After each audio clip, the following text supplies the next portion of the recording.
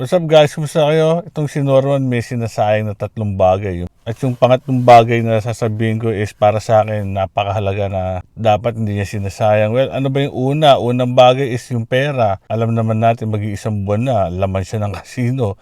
Araw-araw nandun siya, panay laro. Ang pinapanatalo niyang pera hindi biro, umabot ng 100,000 mahigit.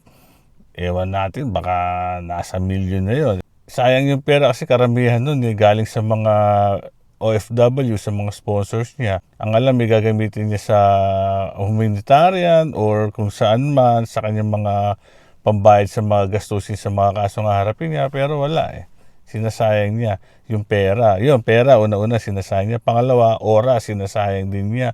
Imbis na magtrabaho siya, imbis na magnegosyo, imbis na gumawa ng paraan para magkapera, imbis na asikasuhin yung mga legal matters na haharapin niya, imbis na maghanda siya ng malaking pera para sa mga ngayon, ayun, panay nasa kasino. Siguro, may mga sponsor siya, malakas loob niya kasi may mga nagfa-finance ng kanyang vision pagsugal.